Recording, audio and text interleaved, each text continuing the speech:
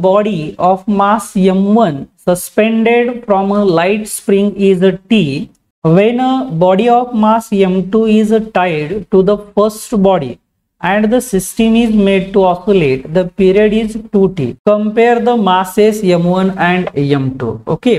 आता इथं थोडक्यात आपण काय म्हणू शकतो बघा की समजा हा एक रिजिड सपोर्ट आहे, या रिजिड सपोर्टला एक स्प्रिंग अटॅच केलेली आहे आणि त्या स्प्रिंगला काय केलेलं आहे, एक मास m1 एवढा अटॅच केले.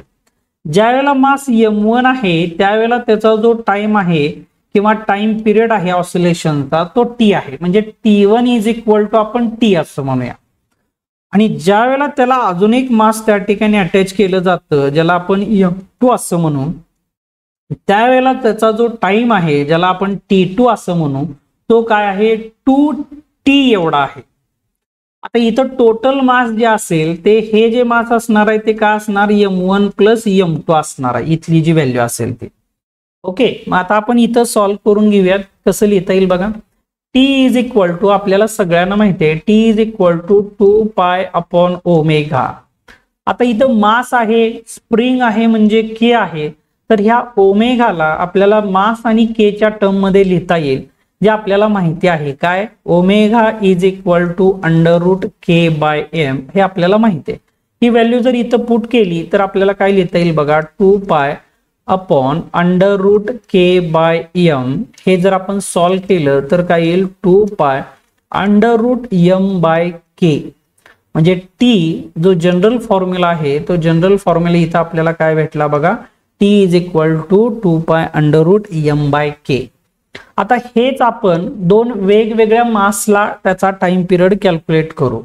पहिला टाइम पिरियड आहे t1 is equal to 2 pi under route, त्याचं मास आहे m1 बाय k. त्याच्यानंतर दुसरा त्याचा जो टाइम पिरियड आहे तो t2 2 पाय अंडर रूट, त्याचं मास हे काय आहे m1 plus m2 by k.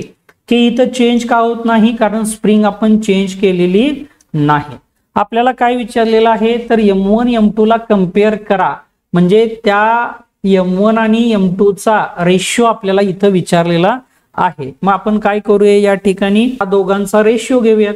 म्हणजेच काय, t2 divided by t1 is equal to 2 pi under root m1 plus m2 by k divided by 2 pi under root m1 by k. Okay, इथं 2 पायला 2 पाय cancel होईल, या k ला हा k cancel होईल, दोन्ही बाजूला या ठिकाणी t2. आता t2 म्हणजेच कोण आहे बघा, इथं 2t आहे, म्हणजे 2t डिवायडेड बाय t1 म्हणजेच कोण आहे t. t ला t या ठिकाणी कॅन्सल झाला, आतमध्ये राहते काय बघा, under root m1 plus m2 divided by root m1.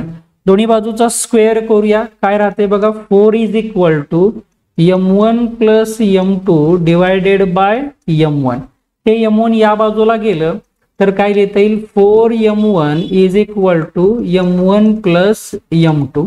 Therefore m2 is equal to, या m1 ला इकडे आणूया, 4m1 minus m1. Therefore m2 is equal to 3m1. आपल्याला रेशिओ कोणाचा पाहिजे, m1 by m2 is equal to 1 by 3. म्हणजे जर comparison आपण केलं मासचं तर ते मास कसं आहे, 1:3. नेक्स्ट न्यूमरिकल बघूयात. The displacement of an oscillating particle is given by x is equal to a sin omega t plus b cos omega t, where a, b and omega are constant. Prove that the particle perform linear SHM with amplitude root a square plus b square. आता given data मध्ये आपण लिहून घेऊयात. आपल्याला दिलेलं काय आहे, x is equal to a sin omega t plus b cos omega t. त्याच पद्धतीनं आपल्याला काय प्रूव्ह करायचं आहे, प्रूव्ह काय करायचं आहे, a is equal to under root a square plus b square, हे प्रूव्ह करायचं आहे. सोल्युशन मध्ये आपल्याला काय लिहिता येते बघा, जे इक्वेशन आहे ते लिहून घेऊयात. x is equal to a sin omega t plus b cos omega t. इथं आपण पुट करूयात, a is equal to a cos phi आणि b is equal to a sine phi. या व्हॅल्यू वरच्या इक्वेशन मध्ये लिहूयात. x is equal to a cos phi sine omega t plus b च्या ऐवजी a sine phi cos omega t. आता हे expansion आहे. कुणाचे एक्सपान्शन आहे? या दोघांमधून a कॉमन काढूयात. आतमध्ये काय राहते बघा, cos phi sine omega t plus sign phi cos omega T. हे कोणाचं एक्सपान्शन आहे? तर हे sign omega t plus five याचं एक्सपान्शन आहे. म्हणजे इथं x ची व्हॅल्यू काय आली बघा, a sine omega t plus phi आणि x is equal to a sine omega t plus phi. हे कोणाचं इक्वेशन आहे? तर हे डिस्प्लेसमेंटचं इक्वेशन आहे. कोणाचं? ऑसिलेशन करत असणाऱ्या पार्टिकलचं. आता त्यांनी दुसरं आपल्याला काय सांगितलेलं आहे बघा, की प्रूव्ह करायला सांगितले. काय? तर prove a is equal to under root a square plus b square. ठीक आहे, तर हे आपण लिहून घेऊया. a square plus b square is equal to a ची व्हॅल्यू आहे आपल्याकडं a कॉस फाय म्हणजे a square cos square phi plus a square sine square phi is equal to दोघांमधून a स्क्वेअर कॉमन काढूयात. ब्रॅकेट मध्ये काय राहते बघा, cos square phi plus sine square five. आपल्याला माहिती आहे cos square phi plus sine square phi म्हणजेच काय असतं, 1.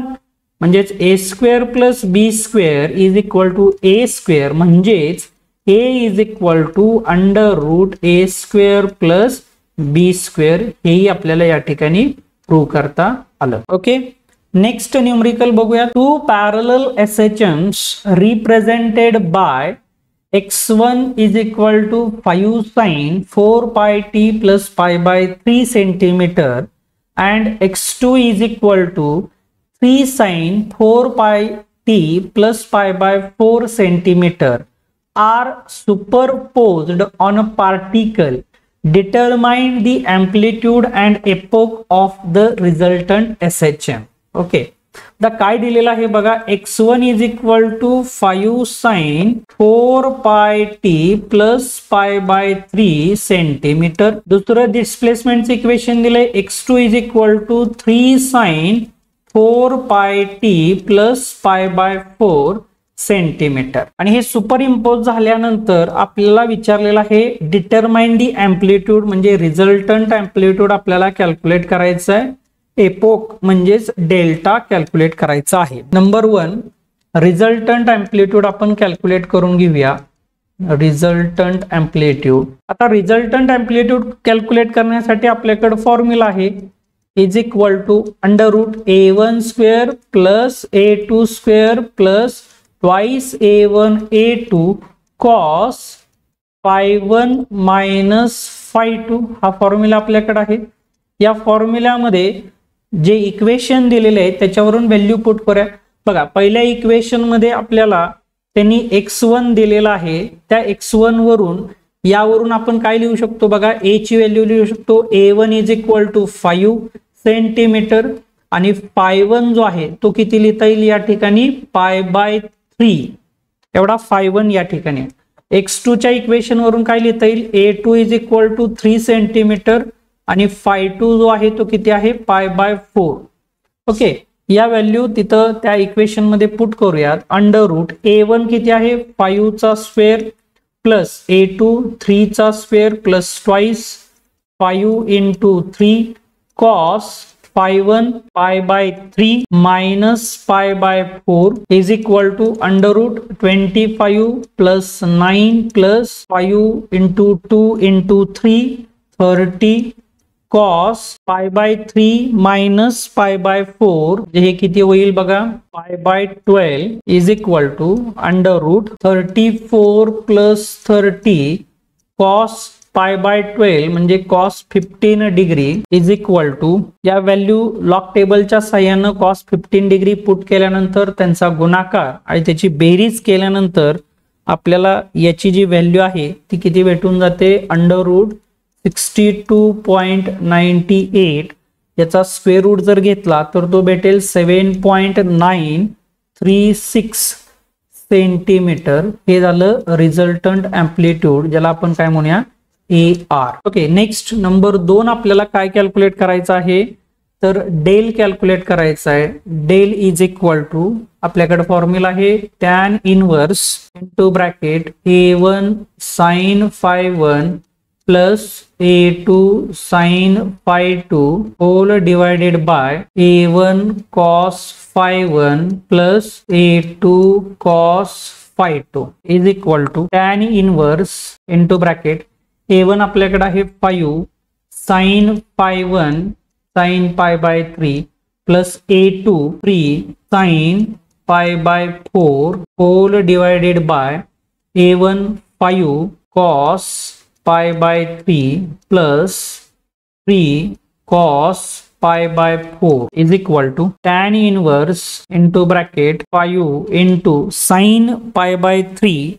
ब्लॉक टेबलच्या साह्याने बघितल्यानंतर तिची व्हॅल्यू येते 0.866 plus 3 sin pi by 4 0.707 whole divided by 5 cos pi by 3 0.5 plus 3 into cos pi by 4 0.707 equal to, हे सगळं जर आपण लॉग टेबलच्या सहाय्याने जर ह्या सगळ्या गोष्टी सॉल्व्ह केल्या तर आपल्याला भेटेल tan इनवर्स इंटू ब्रॅकेट 1.396 आणि याचा जर tan इनवर्स आपण बघितला लॉग टेबलच्या सहाय्याने